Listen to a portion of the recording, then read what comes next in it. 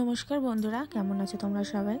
আমি আজকে বানাচ্ছি ছাতু দিয়ে পুরি। এখানে দেখো ছাতু দিয়েছি, নুন নিয়েছি, হলুদ নিয়েছি, আর কুচনো লঙ্কা নিয়েছি, আর জাস্ট আদা একটু নিয়েছি, আদা বাটা নিয়েছি। কিন্তু এখানে দেখো কড়াইতে আমি সাদা তেল দিয়ে দিলাম গরম হওয়ার জন্য।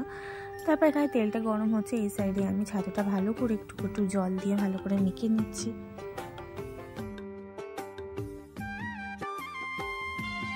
এখানে দেখো ছাতুটা আমার ভালো করে মাখা হয়ে গেছে। এখানে আমি কড়াইতে একটুখানি ফেলে দিলাম ছাতুটা, তারপর সব মাখা একটুখানি মিখিয়ে ঠেকে তারপর দিয়ে দিলাম কড়াইতে। তারপর ভালো করে নাড়িয়ে চাড়িয়ে নিচ্ছি।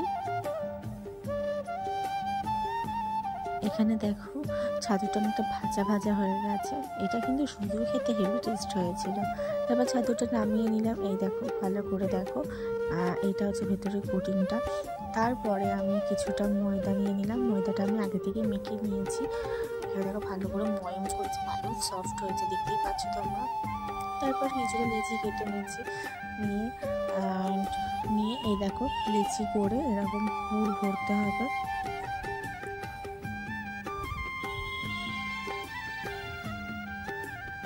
এই যে লিচিতে কিছুটা আমি পুর দিয়ে ভালো করে মুখটা মুড়ে দিচ্ছি, দিয়ে এটা আমি এবার বেলবো।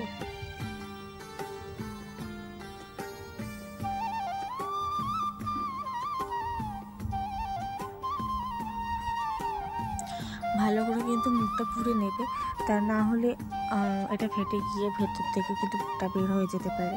তারপর এই দেখো এখানে আমি সাদা তেল, একটুখানি গরম তেল নিয়ে আমি ভালো করে এটা বেলে নিচ্ছি।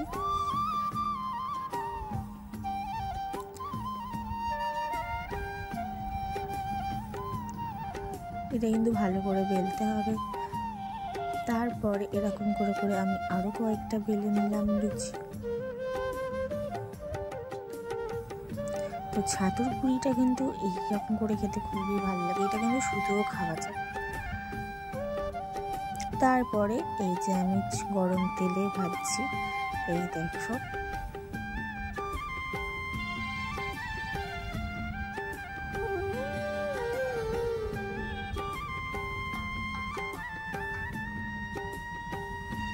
বেশ সুন্দর ফুলেছে না?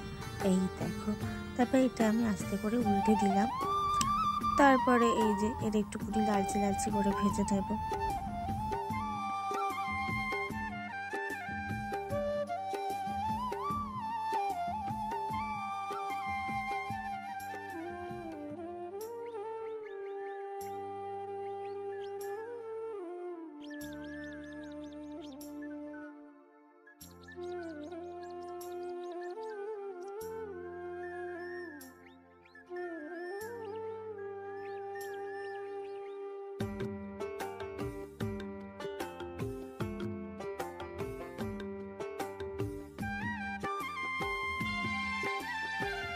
তো এরকম করে করে বেশ কয়েকটা পুরি ভেজে নিলাম।